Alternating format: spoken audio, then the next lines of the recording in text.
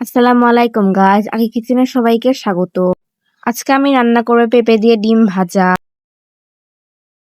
প্রথমে ডিম ভাজার জন্য আমি একটি বাটিতে 2টি পেঁয়াজ কুচি নিয়ে নিলাম। এরপর 4-5টি মরিচ কুচি নিয়ে নিলাম। এরপর সামান্য একটু হলুদের গুঁড়া নিয়ে নিলাম। আধা চামচ মরিচের গুঁড়া নিয়ে নিলাম। এরপর স্বাদ মতো লবণ দিয়ে দিলাম। এরপর ভালো করে মেখে নিব। মাখা হয়ে গেলে ডিমগুলো ভেঙে দিব। ডিমগুলো দেওয়ার পর ভালো করে মিক্স করে নিব। তরকারিটা রান্না করার জন্য উপকরণগুলো দেখে নিব। এখানে দারচিনি, তেজপাতা, এলাচ, জিরা। প্রথমে একটি প্যান নিয়ে নিলাম। এরপর ডিম ভাজি করার জন্য পরিমাণ মতো তেল নিয়ে নিলাম।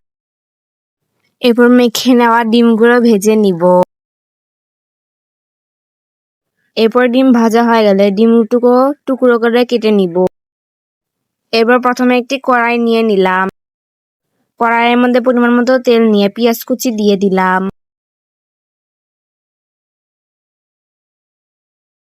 পেঁয়াজটা লাল করে ভাজার পর এর মধ্যে দারচিনি, এলাচ ও তেজপাতা দিয়ে দিলাম।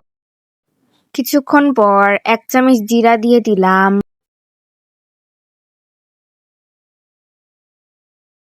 ওই তেলের মধ্যে আবার পেঁয়াজ কুচি দিয়ে দিব।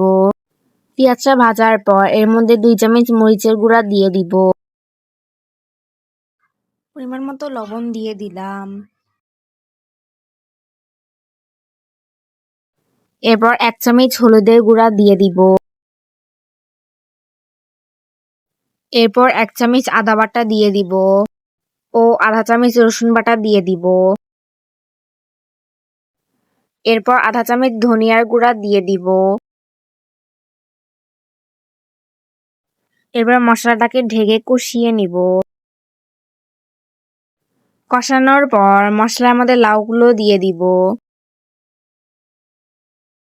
লাউ দেওয়ার পর ভালো করে নেড়ে নিব। এরপর ঢেকে ভালো করে কষিয়ে নিব। এরপর ভালো মতো নেড়ে নিব। এরপর পরিমাণ মতো গরম পানি দিয়ে দিব। এরপর কিছুক্ষণ ঢেকে রান্না করে নিব।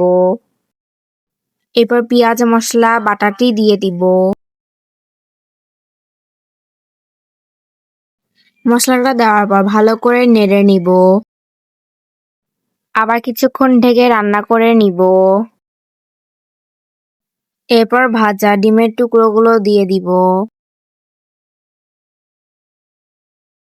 ডিম দেওয়ার পর আবার কিছুক্ষণ ঢেকে রান্না করে নিব। এই তো তৈরি হয়ে গেল লাউ দিয়ে ডিম ভাজা।